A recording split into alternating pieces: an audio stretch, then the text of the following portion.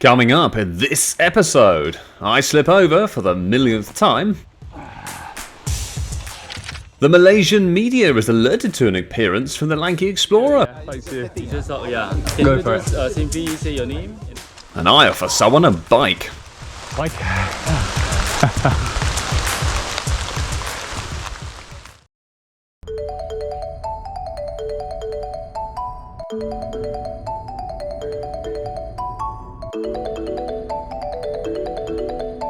As we headed around the glorious M25, we embraced the grub on offer at Heathrow before a big 13-hour flight off into the Far East. We were newbies to Malaysian Airlines, and I have to say their rather unique safety video has to be up there with one of the weirdest, and yet the best. I think it's called a flap. If the seatbelt sign is on.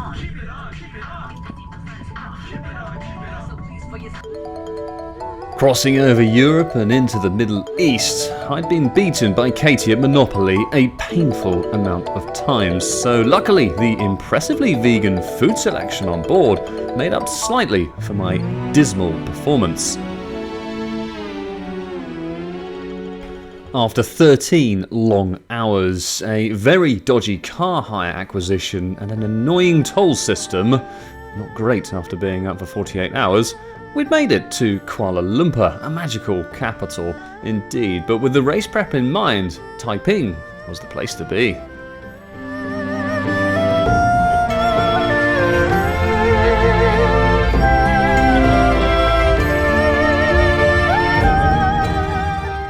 After confirming I was indeed the lanky explorer, it was time to prove I had everything needed to compete, complete, and potentially survive if anything went wrong. I've often skimmed over this part of the race prep, but here's a list of the minimum requirements you must carry at all times, and trust me, you know about it. There you go. Having shown off my far too heavy food selection, I aim for the runner's entitlement area. This rather set the tone for what was ahead.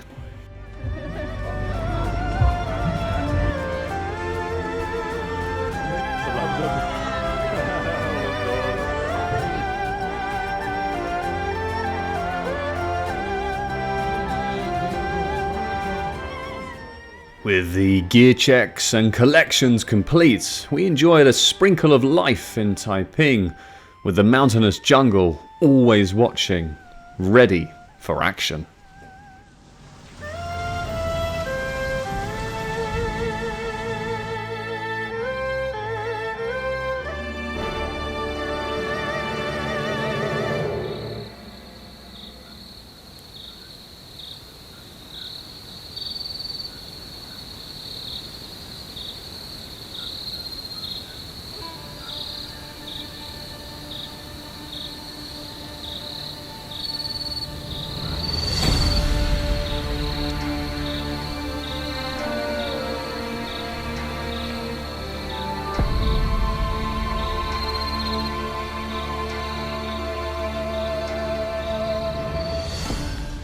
Preparing myself before heading to the start line, I had no idea I'd taken the form of Peter Crouch and E.T. at the same time. I'll blame the heat. So just setting off to the start of this, what is going to be a very tough day, let's be honest. It's already very hot. It's the humidity that really divides it from the desert race, for sure. But yeah, it's absolutely been stunning. We've seen so many different birds and fish and monkeys everywhere already, so you know, we've kept it pretty urban to this point. This is going to be serious exploration, so hopefully get some pretty epic race footage. Can't wait to get going now. It's got to that point. Bring it on.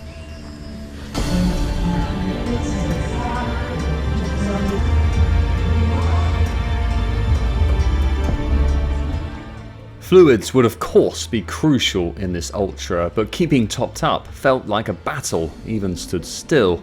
The heat was already more than I'd felt in the English summer this year, and it wasn't even 10 AM yet.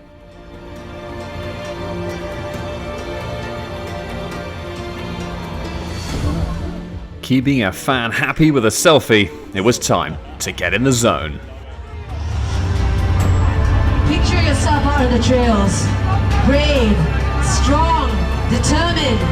You are a warrior. You all have all you need deep within you. Warriors of the North Face Mountain Trail Festival 2023. Lose your mind. Discover your soul. Can you make some noise?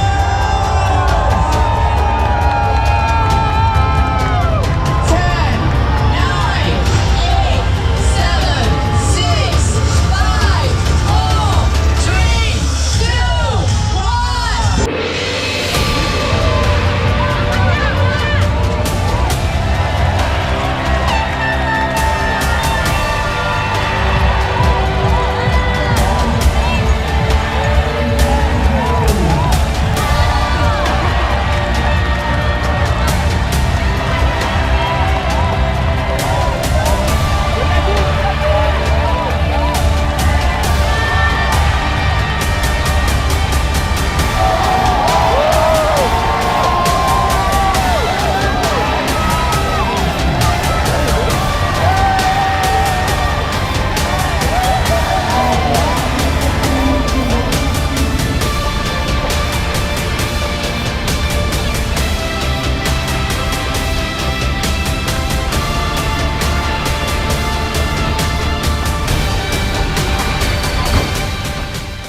It was at this moment, after all the parading through the streets, that the bugs and birds lit up my ears, and my welcome to the jungle awaited.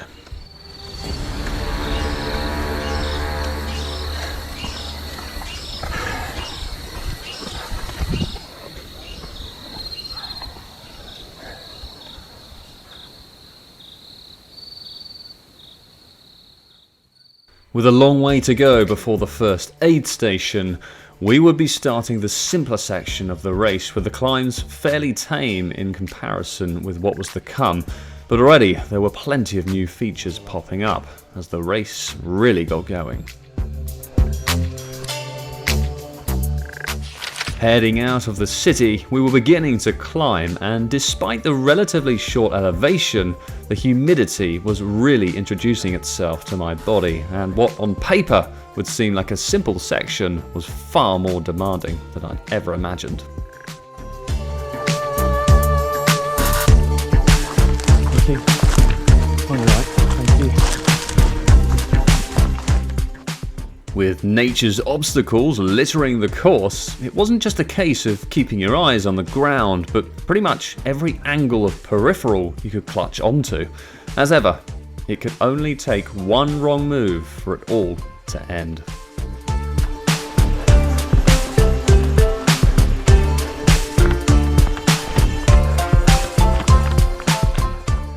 Despite being far back in the starting corral, I was making good progress, and with such a long race, the healthy flow of overtakes kept my confidence topped up, as the first peak was in sight.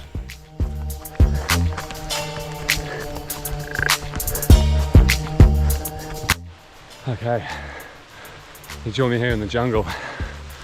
Blimey, this place is nuts. Look at this. Just incredible. I think we're nearing the top of the first ascent now. It's been a slow start, but it needed to be. Altitude, humidity and heat all wrapped into one with some very tricky terrain. The roots are your best friend for grip and your worst enemy for tripping. Honestly, just grips you of everything. But going well so far, really. It started to rain again, which is, if I'm honest, quite soothing. Being in the shade a lot too, so no complaints. I'll see you in a bit.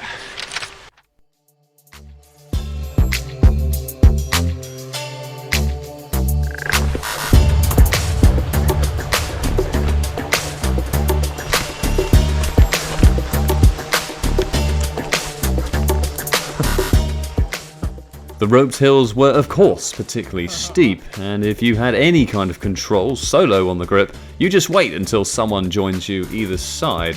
Somehow, and I mean somehow, I didn't fall over. Yet.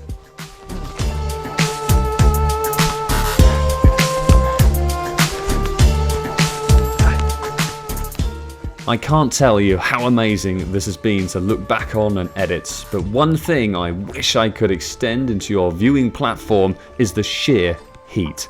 There really was no escape, and without the jungle canopy for the next few kilometers, it was so crucial to keep the carousel of food, hydration, insect repellent and sun cream spinning as I neared the first checkpoint.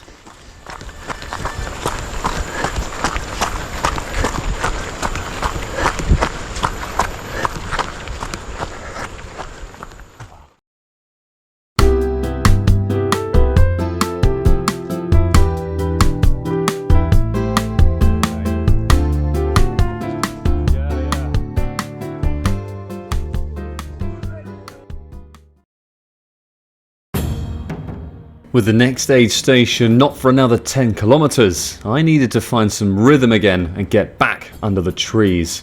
Despite the recent top up of fluids, sugars and salts, it was amazing how quickly I felt drained again. How I'd normally feel after hours in England was minutes in the jungle.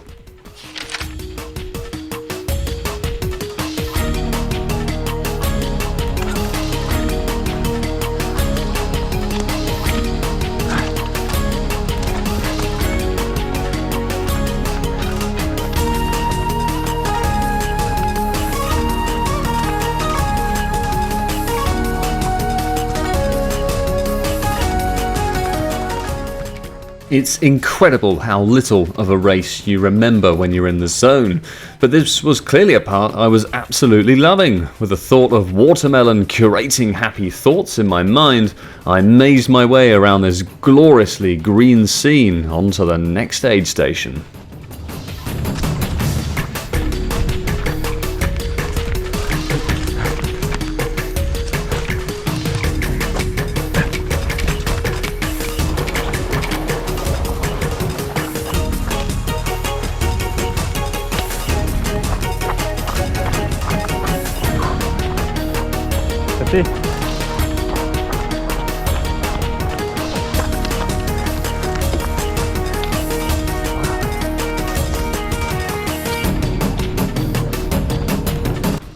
So we've got past the first aid stop, should be approaching a second one hopefully soon. The first aid stop was at 10k. I'm not gonna lie, I was by a mile the hardest 10k I've ever done. I felt more spent than I have in any 50k ultra by a mile by that point. A fifth in. It's so tough, but God is it worth it. Check this out.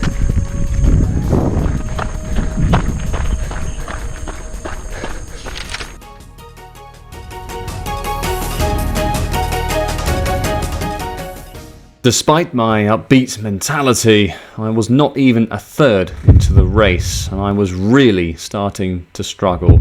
The string of exposure to the humidity and raw sunlight was really affecting me.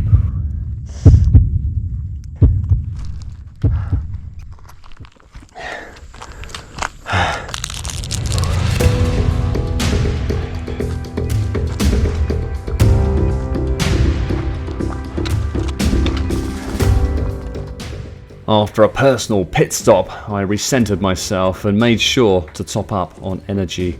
I went into this race knowing it would move my line of comfort further than ever before, but this was closing in on the cliff. I just needed to keep moving, however slow.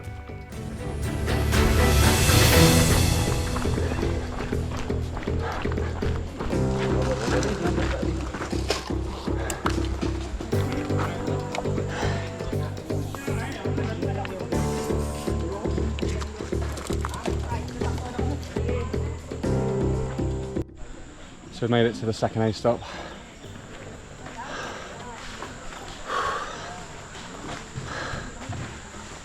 And knackered. I'm really struggling. It's just ridiculously humid. Told that the rain's due in about an hour, so we're really hoping for that. Just to get rid of the sun and put on sun cream like every 10 minutes or something. It's crazy. It burns away. Yeah, it's bloody tough. I'll see you soon, hopefully.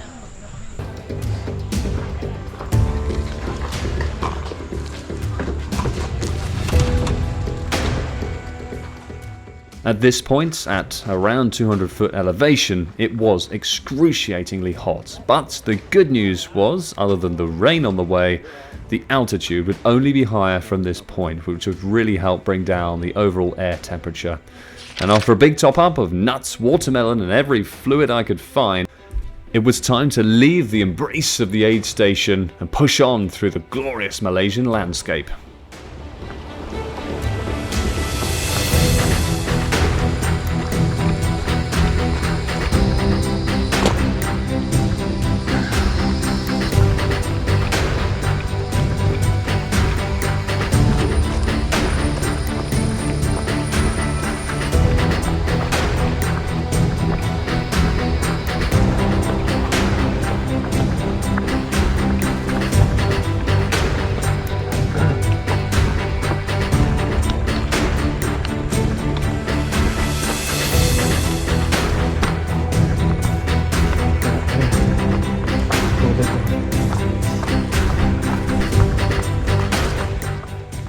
Continuing to target consecutive runners to feed my ambition to keep on pushing, it was working really well as I enjoyed a fresh burst of strong rhythm. I was starting to enjoy this race, but knew the real fun was still very much to come.